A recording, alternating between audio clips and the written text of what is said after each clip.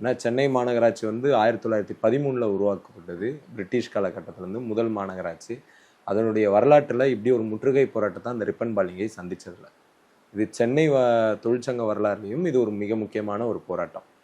இது வெறுமனே ஒரு ஒரு தனியார் மையத்துக்கு எதிரான போராட்டம் மட்டும் கிடையாது. இது உள்ளீடா ஒரு சோசியல் டெமோக்ரஸிக்கான போராட்டமும் இருக்கு. அதனால எங்களை போன்ற சோசியல் டெமோக்ராட்டுகள் இந்த போராட்டத்தை ஆதரிக்கிறோம்.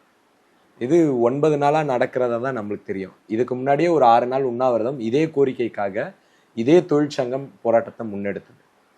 அதுக்கு முன்னாடி இந்த தொழிற்சங்கத்துடைய சட்ட போராட்டத்தினால தான் இவங்களுக்கான இன்னைக்கு இருக்கக்கூடிய அந்த 23,000 ரூபாய் ஊதியம்ன்றது உயர்நீதிமன்ற பேராணை மூலம் நீதி பேராணை மூலம் கிடைக்கப்பெற்ற ஒரு உத்தரவு. அந்த உத்தரவை அமல்படுத்துவதற்கு இந்த சங்கத்தினுடைய தலைவராக இருக்கக்கூடிய எல்டியூசி சங்கத்தினுடைய தலைவராக இருக்கக்கூடிய வழக்குரைஞர் பாரதி அவர்கள் ஒரு உண்ணாவிரத போராட்டத்தையும் ஒரு 5 நாள் நடத்த வேண்டியிருந்தது.